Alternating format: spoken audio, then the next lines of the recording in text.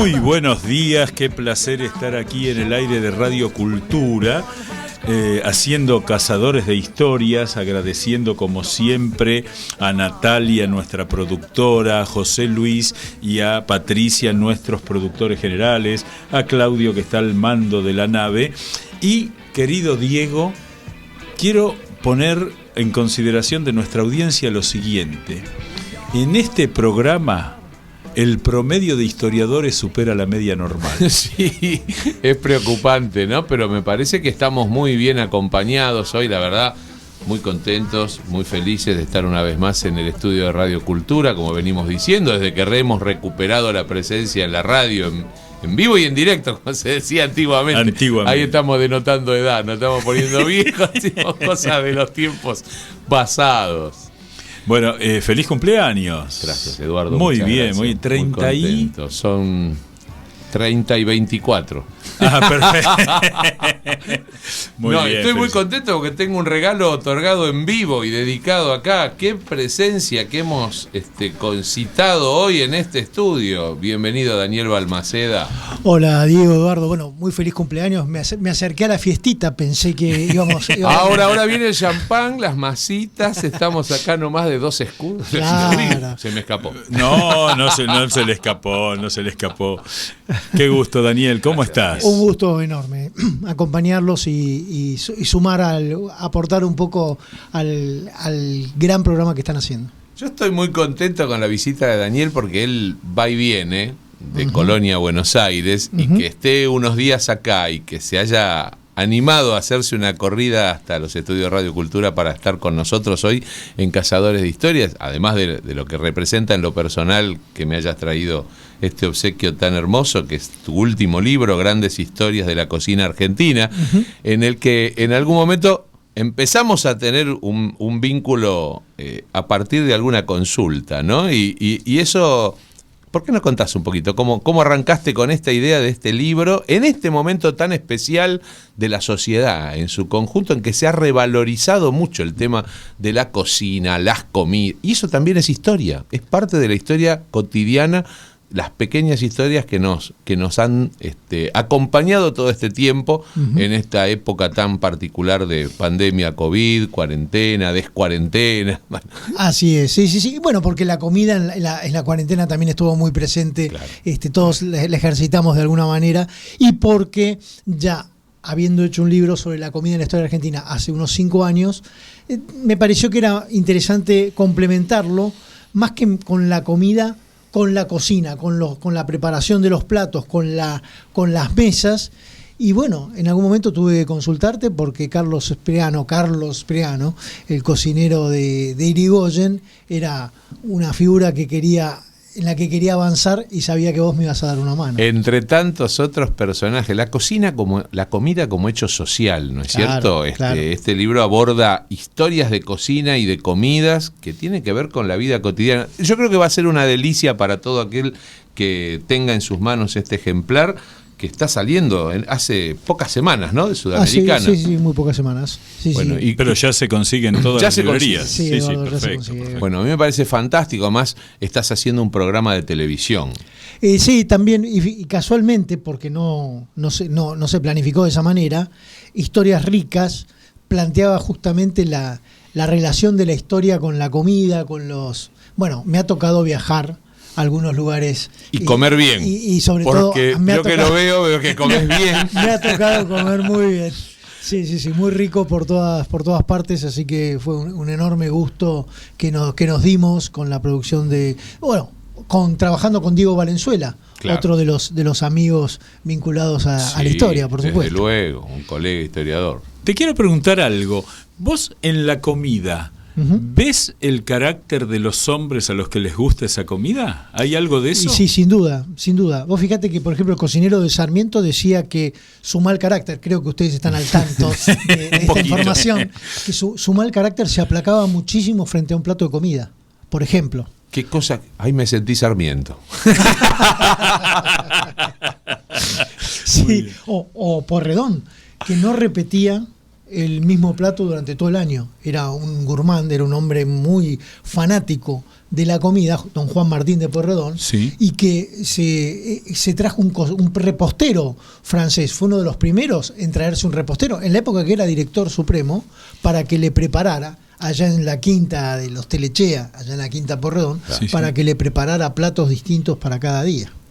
Qué bueno, qué bueno. Y Pueyrredón, nuestro primer poder ejecutivo unipersonal en la historia, ¿no es cierto? Bueno, él justamente figura, formó parte de este grupo que junto con San Martín, con Güemes y con Belgrano, generaron esa base de operaciones en la que a San Martín le tocó la parte más ejecutiva, claro. a Pueyrredón manejar los hilos desde Buenos Aires, a Güemes sostener el avance realista desde el norte, y Belgrano, cuando no, ocupando el banco de suplentes sin ningún problema, porque se sabía que si en algún momento tenía que reemplazar, ¿qué pasaba si mataban a San Martín? Entró a jugar muchas veces en la cancha Belgrano. Desde ya, pero en esta última temporada se mantuvo con un ejército de reserva. Es cierto. En Tucumán, mientras los otros tres eran más protagonistas, pero ya lo conocemos a Belgrano y él aceptó ese lugar un poco secundario en los últimos años de su vida. Perdón, Eduardo, no. A los amigos les decimos de paso que nos la deja picando, porque Daniel tiene lo que, desde mi modesta opinión, es el mejor libro que se ha escrito sobre Belgrano, que lo leímos precisamente en el año del bicentenario del fallecimiento de ese grande de la patria. Extraordinario libro, magnífico, que circuló muchísimo, ha sido muy... ¿Cuántas ediciones tiene ya? Unas cuantas. Me encanta. Debe tener 7 u 8 ediciones. ¿Viste? Sí. Ha sido está muy bien documentado y está magníficamente contado, como todos los libros de Daniel Balmaceda. Gracias. Y estamos con muchas ganas de leer ahora las grandes historias de la cocina argentina. Perdón, Eduardo, yo te interrumpí. No, que... digamos, en lo que decía Daniel, te pregunto, Pueyrredón es quizá de esos próceres fundacionales el que, al faltarle una biografía iniciática, digamos, quedó como, por suerte tiene una avenida grande en Buenos Aires, ¿no? Pero es como que, porque ocupa un rol muy importante, porque atajaba todos los pelotazos políticos, desde Artigas hasta López, digamos, ¿no? Bueno, empezó en las invasiones inglesas desde ya, o sea que tuvo inclusive un comienzo previo a Belgrano y a San Martín en las páginas de historia argentina, y su papel fue fundamental. Lo que pasa es que justamente frente a estas figuras que ya ocuparon un lugar esencial, él también supo dejar los protagonismos en otros ámbitos. Prácticamente tenía la misma, era muy contemporáneo de San Martín, murieron los dos en 1850, y a él le tocó cargar con el peso justamente de proveer al ejército de los Andes desde la economía, y también cargarse el peso de sostener los vendavales políticos que para esa época empezaban a soplar muy fuerte, ¿no? Me arriesgo con una pregunta, y si no coincidís está bien, pero ¿no era el más político de todos ellos? Absolutamente. El más rosquero, podríamos decir. Pueyrredón era además el más... sostenía, claro, lo que por supuesto, estabas diciendo. Por supuesto, era el más político de ellos. Los demás estaban en un campo de acción mucho más expuestos en el campo militar, y sin embargo Pueyrredón, el tardío participante de la Logia Lautaro, fue uno de los últimos en sumarse. Tiene la participación de él en la Logia Lautaro es a partir de una reunión en Córdoba con San Martín, que estaba programada para el 9 de julio de 1816. San Martín llegó a tiempo a la reunión, pero Pueyrredón, por circunstancias que ya conocemos, demoró estaba en otra cosa en ese momento. Estaba en la declaración participante, ya no como diputado, sino como director supremo electo. Participó junto con Belgrano, otro de los invitados estelares de la declaración de la independencia y de la fiesta que se hizo al día siguiente en la propia Casa Histórica. Hay algo que es interesante. Pueyrredón y San Martín compartieron parte de su exilio en Francia, y yo espero algún día que se caiga una pared falsa y detrás estén los libros de las charlas que tuvieron, porque no hay ningún registro de qué pasó en esos años de exilio. No estaban lejos en París. No. Así que... y sin embargo no hay, justamente, a pesar de la cercanía, de la vecindad, no hay testimonios que avalen los encuentros, las conversaciones, una esquela. Es llamativo, y eso dio margen a ciertas suspicacias. Han sido muy cuidadosos, me parece, ¿no? No creo que se hayan privado del intercambio y de, como digo yo, el trapicheo, además alejados de la patria, en otro lado, despojados de responsabilidades que a veces, yo creo que deben haber tenido muchas interacciones. Sin duda, y como ustedes dicen, ¿no? Las visitas de los peregrinos iban más a ver a San Martín, claro, que a Pueyrredón, que se había realmente separado de todas las cuestiones y estaba disfrutando de sus últimos años de una manera... Su retiro. De una manera, claro. Y su exilio. Y su exilio, exactamente. ¿Cuándo no argentinos en el exilio? Sí. Yo ahí, Diego, quiero decir algo que es muy importante, porque cuando uno empieza a transitar esas historias y no encuentra la documentación, la tentación de escribir el texto es enorme. Y Daniel en sus libros es muy, muy preciso. A veces agregás algún dato para que tenga continuidad literaria, que es obvio.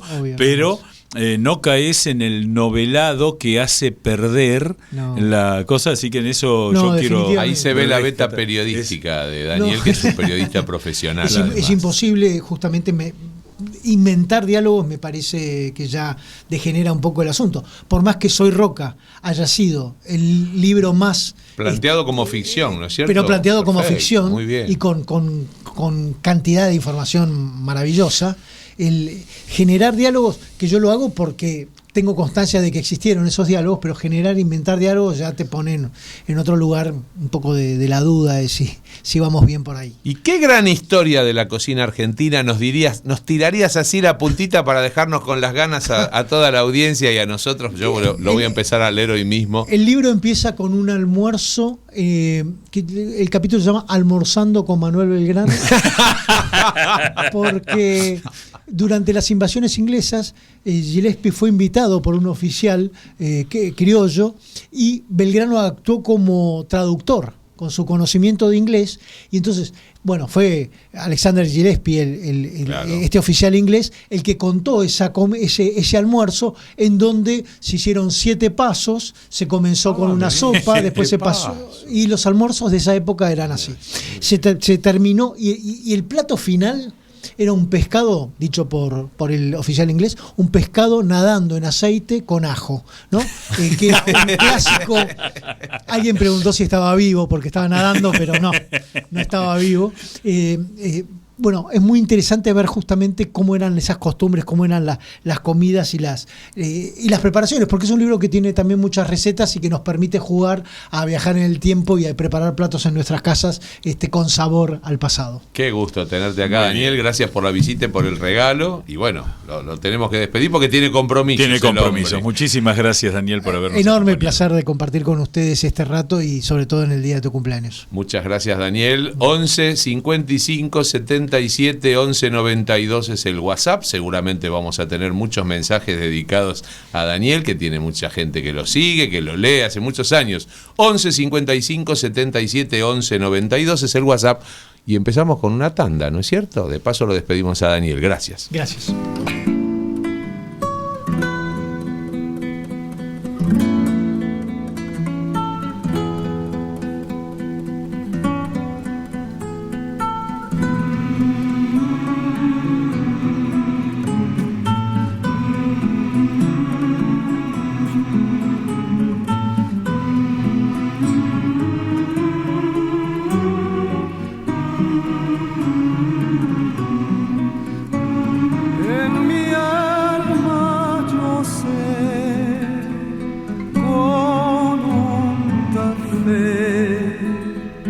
Pronto venceremos.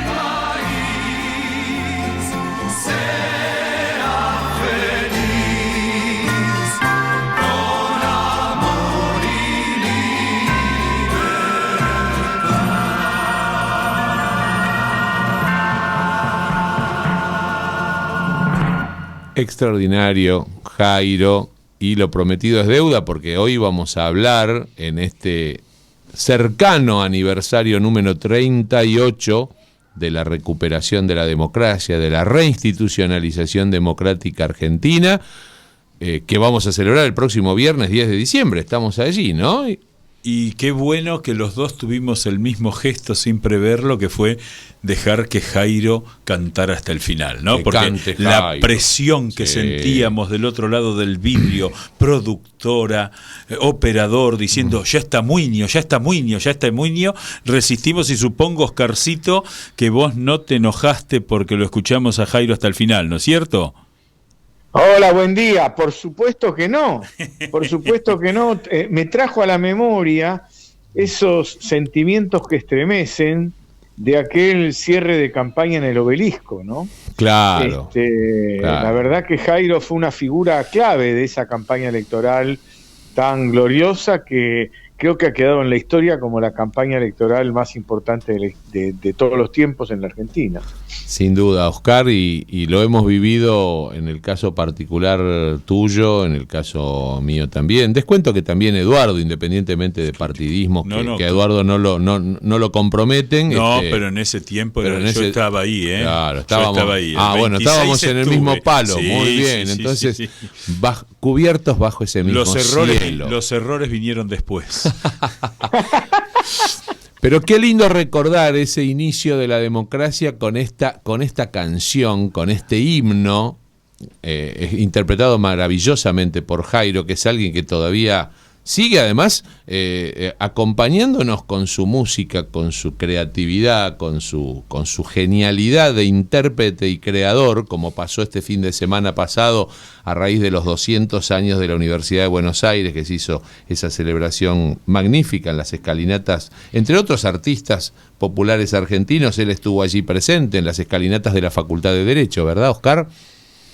Sí, claro, pero yo digo que esa canción además expresaba exactamente el sentimiento de la época. Así es. No tenemos miedo ante la dictadura más sangrienta de la historia, ¿no es cierto? Era una canción que era al mismo tiempo una reivindicación, una promesa y una decisión de seguir adelante con la democracia, como finalmente ocurrió, ¿no? 38 años, como ustedes decían recién, marca la etapa más larga, más extensa de continuidad en el sistema electoral argentino. Y a pesar de que tantas veces se hace tanto ruido, no solamente en los medios, sino en la opinión pública, a veces no solamente la opinión pública, sino la opinión publicada, respecto de las falencias del sistema democrático, lo que falta, o sea, el medio vaso vacío, cuántas cosas que no estamos valorando como sociedad, como argentinos, que han sido exitosas y que se ha logrado consolidar. Estamos hablando 38 años, son 4 décadas prácticamente de continuidad democrática, de libertad plena, de pluralismo, independientemente de los avatares, de circunstancias que nos gustan más y menos. El libre juego de la democracia es así, se gana y se pierde, y cada 2 años votamos siempre. No solamente eso, también el tema de los derechos humanos. Vos fíjate que Argentina acaba de ganar la presidencia del Consejo de la Comisión de Derechos Humanos de Naciones Unidas. Y eso es centralmente por Alfonsín, que es el que puso la vara tan alta en materia de derechos humanos y convirtió a la Argentina en una potencia moral, como era su objetivo, y con los gobiernos que siguieron. Y Argentina hoy sigue siendo el buque insignia en América Latina, donde los derechos están más garantizados, donde los derechos de las minorías crecen, donde se persigue la trata, donde se persigue la esclavitud, donde hay una tolerancia muy superior al promedio del mundo y de la región también, ¿no? Si uno habla con gente de los países vecinos, hablan ellos con una admiración sobre nosotros que nosotros no tenemos. Creo que hay un error, como ustedes bien señalaban, vos lo decías clarito, de la Argentina, que está tan deprimida por los problemas que efectivamente tiene, que no alcanza a ver los éxitos que también ha alcanzado y que sostiene. Éxitos muy consolidados, además. Consolidadísimos en el área del respeto a los derechos civiles, los derechos políticos, a pesar de lo que... por eso me parece que la Argentina está hablando mal. El problema que tiene la Argentina es un problema de desigualdad y de pobreza. Esos son los dos problemas que la democracia hasta ahora no solamente no resolvió, sino que agravó, la verdad. Ahí, sí. Ahí me gustaría, Oscar, introducir un aspecto que lo pone a Alfonsín en un lugar significativo porque él fue el líder de ese proceso. Pero en el 83, la Argentina enfrentaba quizás su peor momento histórico, es decir, veníamos de perder una guerra, brotaba todo lo que había sido la represión y la brutalidad en la violación de los derechos humanos, la economía destruida, la sociedad desgajada, es decir, la Argentina, digamos, no parecía no tener ningún tipo de futuro. Y Alfonsín, como líder de ese proceso, líder que para muchos fue sorpresivo porque íbamos a la elección casi con la resignación de que, bueno, el peronismo las elecciones las gana, después vemos qué hacemos. Y Alfonsín ahí tuvo la lucidez de darse cuenta que no se podía enfrentar todo a la vez, pero no le erró el picachazo, como se dice en el campo, diciendo, bueno, lo más importante es recuperar la idea de la ley y el derecho. Después lo otro, veamos cómo. Y me parece que esa es la gran enseñanza que Alfonsín deja para el hoy, donde el liderazgo argentino no se pone de acuerdo ni siquiera sobre cuál es el verdadero problema a enfrentar. Como bien vos decías, muchos problemas tenemos, pero cuando vos hablás, digamos, nos vamos en las nubes de Úbeda para hablar de aquellos tiempos también, ¿no? Claro que sí. El tema, a ver, el tema es así, que, en mi opinión por lo menos. Creo que Alfonsín en esa campaña electoral no solamente hizo todo bien, sino que dejó marcado un camino del que nadie se puede alejar en algunos temas. Primero, como vos decís, respeto a la ley, por eso él recitaba la Constitución al final de cada acto. Segundo, fin de la violencia. En los actos de Alfonsín, la muchachada cantaba paredón, paredón a todos los milicos que vendieron la nación. Y Alfonsín se paraba en su discurso y decía, no muchachos, no hay más paredones, no más violencia. Es decir, él ponía su prestigio político en juego, porque el espíritu era paredón, paredón, no nos engañemos, después del desastre de la dictadura militar. Y entonces él hablaba de la coexistencia. Después hablaba de una convocatoria a todo el país. Era lo contrario a la grieta. Él decía, no hay dos pueblos, hay un solo pueblo. Y su convocatoria era, lo quiero recordar casi textualmente, a los socialistas de Palacios, a los conservadores de Sáenz Peña y de Pellegrini, a los demócratas progresistas de Lisandro de la Torre, es decir, era una convocatoria general, y a los peronistas de Evita y de Perón, decía Alfonsín en sus discursos una y otra vez. Y finalmente planteaba otras dos cuestiones, junto a la ley, la república y la democracia. Él hablaba de la necesidad de la reparación social y de políticas sociales activas desde el Estado todo el tiempo, y de la autonomía nacional. En ese último acto, cosa que pocos recuerdan, él criticó, cito, al imperialismo que acaba de poner su mano en Grenada. Grenada es una pequeña isla del Caribe que Estados Unidos acababa de invadir en la época de Reagan. Es decir, él tomaba toda la tradición argentina de independencia internacional, de posición autónoma de los bloques, tomaba la cuestión social histórica también de los partidos mayoritarios en 100 años, y también tomaba centralmente la vuelta a la democracia, la tolerancia. Y creo que este mensaje es un mensaje que sigue guiándonos más allá de, como vos decías, algunos sacudones y trapisondas que sufrimos en estos 38 años. Interesante también, Oscar, en estos tiempos en los que se hace especial hincapié en lo que se ha dado en llamar grieta o antinomia o divisiones, cómo ese mensaje de Alfonsín atravesaba con un salto de calidad, planteando un esquema no gorila, no antiperonista, no de grieta, vamos a decir, no de antinomia. Ese mensaje que vos acabás de recordar cuando convocaba por encima de las banderías políticas, partidarias, pero que después él continúa en un derrotero con esas características, porque él sigue haciendo convocatorias a posteriori, ya dejó de ser presidente, lideró un tiempo la conducción de la Unión Cívica Radical, después también perdió la conducción de la Unión Cívica Radical, algo que no hay que olvidarse. En algún momento el radicalismo tuvo una renovación interna que lo desplazó a Alfonsín, ya era un hombre añoso, tenía una edad, era una figura de consulta, pero no estaba en la conducción ejecutiva concreta del radicalismo.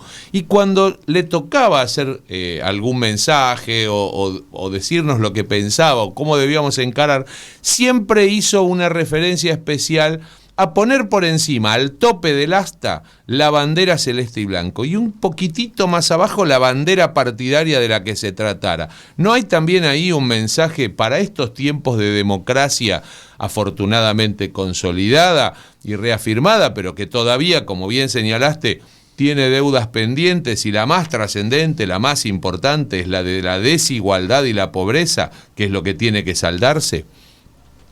Absolutamente es así. Es decir, el mensaje de Alfonsín, el mensaje básico, era el día de la elección vamos a estar todos contentos, algunos más contentos que otros porque son los que van a ganar, pero ese mensaje desapareció después. Pero lo que no pudo desaparecer fue yo siempre discuto cuando dicen Alfonsín no cumplió su mandato. Mentira. Y yo me río porque el mandato de Alfonsín no era 6 años o 5 años o 4 años. El mandato de Alfonsín era una democracia de 100 años, y así lo dijo durante la campaña, por 100 años más. Y van 38, lo cual, te digo, vamos bien encaminados en el sentido institucional, y el sistema político que fundó Alfonsín y que después colaboraron los otros gobiernos que vinieron, más o menos, con más gracia, con menos gracia, con más virtud o menos virtud, el hecho es que el sistema político está funcionando mejor que el resto del sistema económico en la Argentina, ¿no es cierto? Es decir, el sistema político ha resistido dramas desde la hiperinflación que sufrió el propio Alfonsín y que sufrió Menem después, hasta la crisis del 2001, pasando por todas las causas y problemas que hemos tenido, que en otro momento por el 10% de eso había golpe militar. Aquí nadie pide que se vaya un gobierno. Entonces estamos y cuando se fue un gobierno, se fue con la salida institucional que prevé la Constitución y las leyes. De modo tal que el mandato de Alfonsín de democracia por siempre se está cumpliendo, es el único. No se está cumpliendo el mandato de la búsqueda de la igualdad, que es una tradición argentina desde la época del virreinato, es decir, desde antes que existiera la Argentina, y esa es la gran deuda pendiente para mí, no sé si ustedes coinciden. Y ahí aparece nuevamente, Oscar, le comentamos a nuestra audiencia que estamos hablando con Oscar Muiño, periodista, historiador, analista, ensayista, yo todavía tengo ahí en la mesita de luz de consulta El Modelo, un libro espectacular.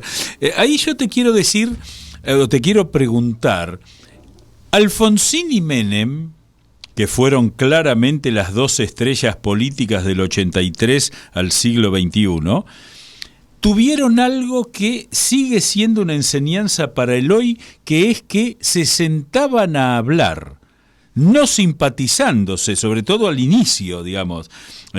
A Alfonsín, digamos, yo estoy seguro que no le fue grato entregarle la banda presidencial a Menem porque él tenía su corazoncito puesto en otro peronismo.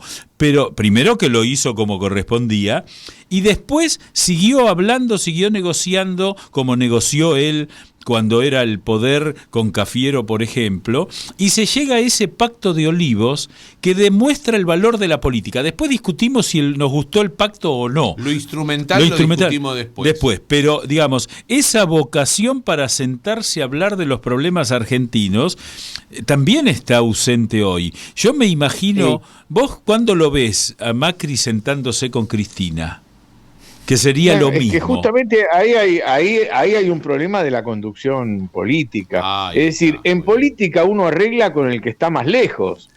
Porque si no, a ver, recordemos ustedes que son historiadores notables. Recordemos, ¿por qué hay tolerancia? No exagere que lo seguimos llamando igual, por favor. ¿Por qué hay tolerancia? Porque en Occidente, porque Europa en el siglo XVII se trenzó en una feroz guerra civil, 16 y 17, una guerra civil europea religiosa entre protestantes y católicos. Durante 30 años se masacraron y no pudieron exterminar al otro. Entonces tuvieron que aceptar que cada uno tuviera un Dios distinto. Aunque fuera el mismo Dios cristiano, eran distintas las iglesias que lo defendían. Y si uno concedía tolerancia sobre Dios, que en esa época era lo más importante que había para la humanidad, por lo menos para la humanidad occidental, ¿cómo no iba a tolerar diferencias en otras ideas? Y ahí se fue creando la idea de la tolerancia. Y la idea de la tolerancia siempre es así, siempre es exclusivamente entre los que están distintos, porque los que son iguales no necesitamos. Es como si nosotros tres nos pusiéramos a discutir, a ponernos en una discusión sobre cómo deben ser la Constitución, las leyes y la tolerancia. Nos vamos a poner de acuerdo. Claro. Ahora, tenemos que hablar con otras personas que tienen otras ideas, y esas ideas no los convierten en monstruos, ni en animales, ni en salvajes, ni en canallas, ni en ladrones, ni en elitistas. O a lo mejor son algo de eso, pero son parte de la Argentina. Y estamos en claro que la Argentina tiene corrientes socioculturales y políticas que responden a posiciones del radicalismo, del peronismo, del conservadorismo y de la izquierda, que van a seguir existiendo. Ahora, vos lo que estás contando allí es que la dirigencia política, el liderazgo político, cumple una tarea de ejemplaridad que hoy no vemos, es decir... debiera cumplir. Claro. Creo que como presidente el único ejemplar fue Alfonsín. Ejemplar en el sentido de que Alfonsín era minucioso hasta en el detalle, porque vos hablás, yo por ejemplo me acuerdo que haber hablado con una de las nietas de Alfonsín, que ya es grande, pero que contaba que era insoportable, no se podía viajar fuera del país, no se podía comprar $1, y se comía pésimo en Olivos porque se había hecho una compra a un pariente amarrete que había puesto a Alfonsín para hacer las compras. A los chicos le daban, ella recuerda que era nena, y le daban una sola gaseosa por visita, que estuviera 6 horas. Entonces, esa conducta era una conducta que trascendía, y eso creo que es una de las razones por las cuales la democracia está recibiendo el malestar de una parte de la población que no ve esa ejemplaridad en la mayoría de los presidentes que siguieron a Raúl Alfonsín, ¿no? Y los acuerdos, como bien dijiste vos, son entre los que piensan distinto, donde hay que acercar posiciones, no para pensar igual, sino para aceptar la posición del otro, siquiera parcialmente, que haya acuerdos mínimos, básicos, fundamentales, que es lo que no se está viendo. Acabamos de ver cómo Estados Unidos llegó a un acuerdo con los talibanes por el tema de Afganistán. Así es. Con quienes estaban en guerra hace 20 años. Claro. Es decir, se estaban matando y mientras tanto estaban discutiéndolo. Si no, las guerras no terminarían nunca. Es decir, entonces hay que evitar la guerra. Lo mejor es evitar la guerra y decir, bueno, yo voy con mis colores, vos vas con los tuyos, y que gane el mejor, ¿no es cierto? Como le dijo Alvear a los amigos que querían intervenir la provincia de Buenos Aires cuando era presidente, que intervinieran la provincia de Buenos Aires, que si no Irigoyen iba a volver en el 28, y Alvear, que estaba más de acuerdo con sus amigos que con Irigoyen en ese tema, sabía que había que defender la ley y la democracia y dijo, a mí no me vengan a joder, júntense y ganen si son más. Claro, exactamente. En la cancha se ven los pingos, dirían, ¿no? Exactamente. Ahora, vos fíjate qué interesante, Oscar, Diego, el tema de una metodología política que se sienta a negociar diciendo, negociamos todo, pero estas son las condiciones. Que nos pasa en la política exterior también. Digamos, no, por ejemplo, nosotros, me acuerdo de Galtieri, que en la negociación después de lanzada la campaña de las Malvinas, la Operación Rosario, cuando se sentaba a negociar le daba una orden al canciller o al embajador que fuera diciéndole, pero en 6 meses no tienen que dar la soberanía. En 6 meses no tienen que dar la soberanía. Y cuando uno ve después los papeles, esa inflexibilidad de querer lograr el 100% de las cosas, que es la negación de la negociación, Tal ¿no? cual. Se sigue manteniendo Alfonsín, como una sí. forma de hacer política. Alfonsín le enseñaba a sus hijos desde que eran chicos, me lo contaron ellos, que les decía lo siguiente: la mejor discusión es la que se empata. La que no gana nadie, claro. claro. Exactamente, la que todos tienen que sentir que no han logrado su objetivo, porque si no es una sumisión, es una capitulación. Y yo creo que este es el punto central que la Argentina tiene que encontrar, porque, bueno, el último gobierno de Cristina fue malo.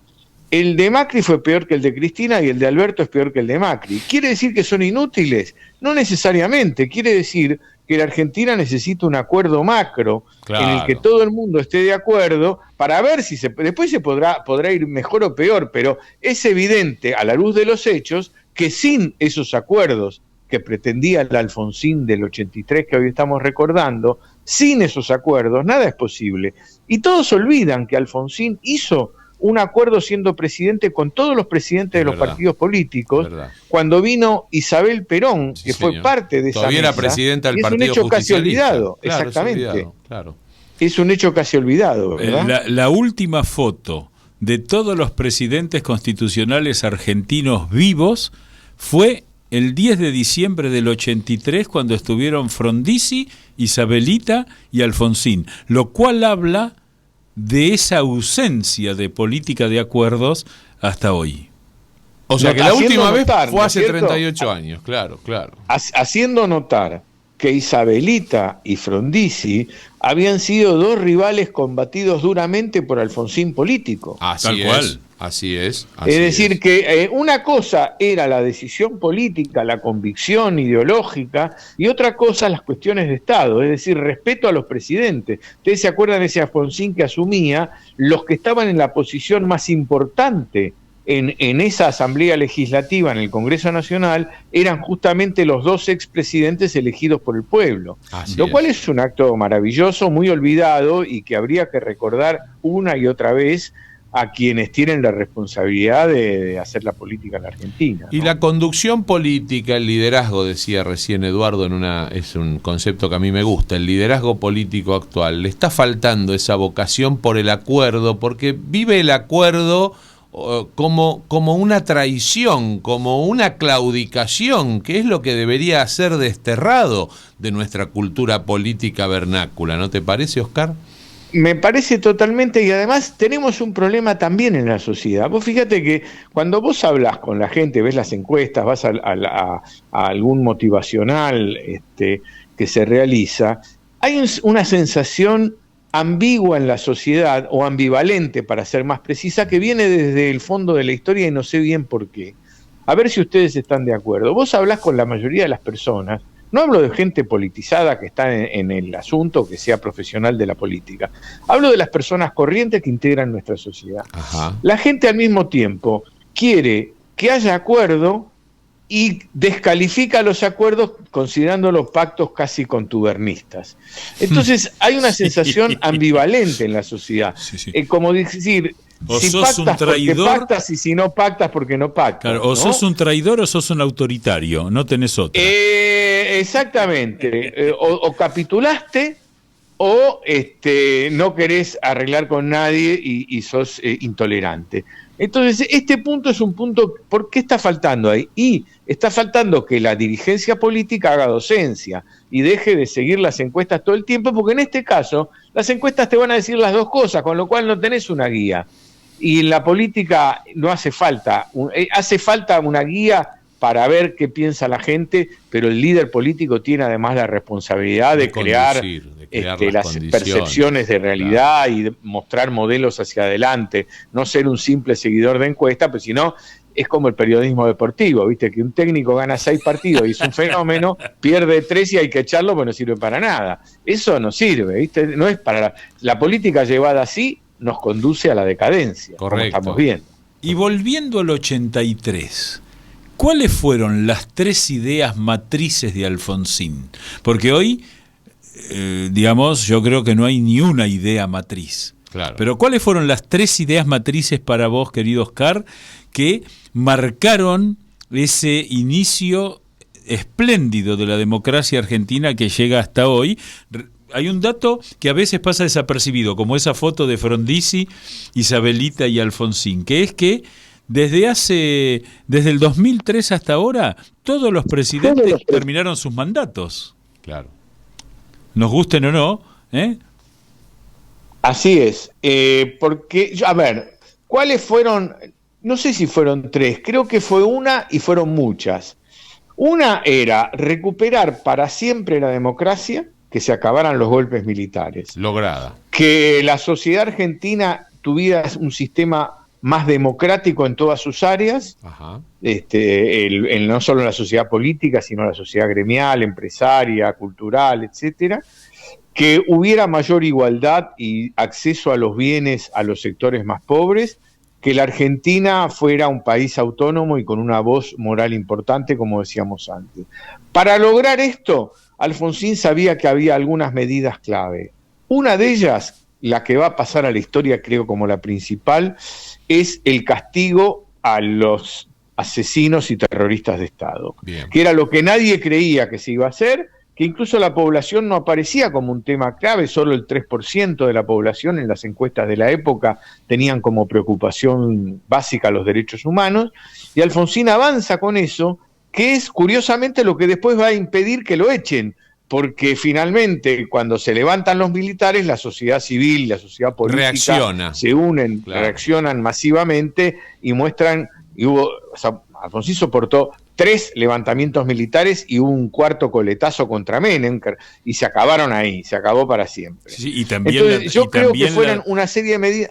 También la tablada, que eso también la tablada que fue, pero la tablada ya fue un de otro intento lado, neoguerrillero, digamos, sí. ¿No? De un sector de una patrulla loca, ¿no? Sí, una vanguardia iluminada, que imaginaba, pero vos sabés que el golpe ese, lo de la tablada, fue una consecuencia no solo del disparate de los que pensaban así, sino también a partir de los golpes militares. Claro. Ellos creyeron que los levantamientos de los oficiales intermedios como Rico, Barreiro, etcétera, Venturino, que eran teniente coroneles y mayores, que 3 levantamientos habían roto el sistema de obediencia de las Fuerzas Armadas, y que entonces con un ataque a una unidad militar y tomando la unidad militar, el ejército se iba prácticamente a disolver.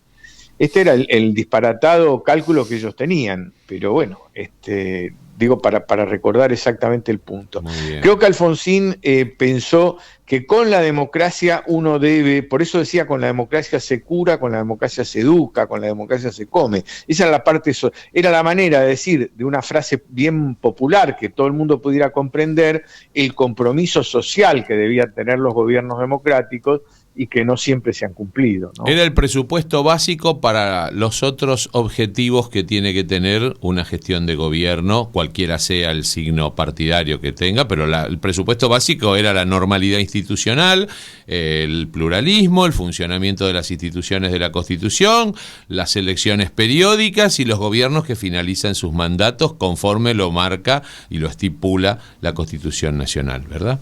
Exactamente, y para terminar de contestar lo de Lázari, había un punto que sí era nuevo en Alfonsín dentro del radicalismo. El radicalismo posterior al 46, 48, es un radicalismo que se admite como segundón, digamos. Ajá, que sabe, exacto, o cree o está convencido que no le puede ganar una elección al peronismo. Y sobre todo después del 73, digamos. Y Alfonsín llega y dice, no, nosotros vamos a disputarle la mayoría al peronismo, acompañado por lo que era en ese momento la Juventud Radical, que tenía la misma idea, y para eso se sabía que había que no ser antiperonista. Y efectivamente el radicalismo vuelve a ganar con Alfonsín, después vuelve a ganar ya en una alianza con De la Rúa y vuelve a ganar ya sin candidato, pero en otra alianza con Macri. Te puedo preguntar ahora. Es decir, el radicalismo recuperó la vocación ganadora y advirtió que el peronismo no era una fuerza invencible, cosa que también advirtió el peronismo. ¿Te puedo preguntar una maldad? Sí, por supuesto, no espero otra cosa de usted. Perfecto, perfecto.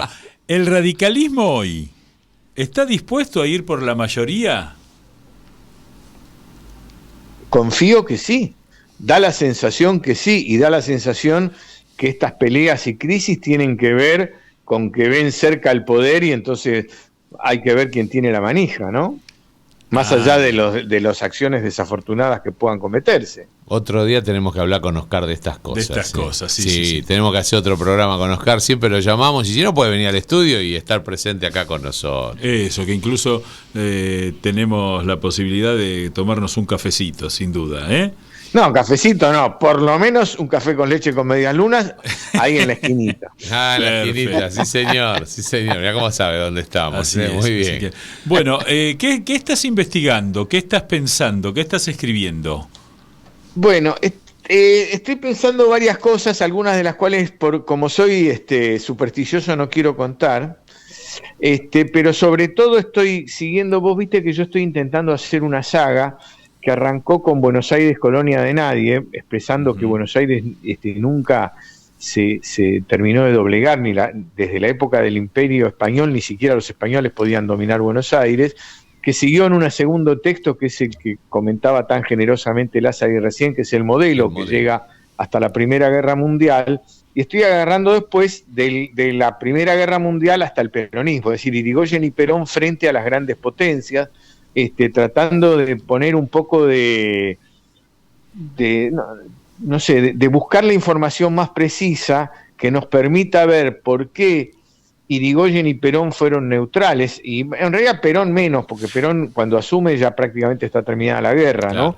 Pero por qué la Argentina fue neutral, qué costo tuvo, qué ventaja tuvo, qué pasó con la caída de Inglaterra, con la tesis central que es la que ha dado el gran historiador inglés que se llama Osborne, que es que Argentina tenía una alianza estratégica con Inglaterra y que cuando Inglaterra pierde poder después de la Primera Guerra y sobre todo después de la Segunda, Argentina queda sola en el mundo, y yo le agrego, con unos Estados Unidos que nunca nos habían querido, porque nos veían como un peligroso competidor en la región, ¿no? Bueno, alimentando eso que vos decís, un día charlando con un embajador británico aquí en la Argentina, él me dice: Lázari, sé que usted anda diciendo por ahí que a la Argentina no le hizo bien la ruptura de la alianza con Gran Bretaña.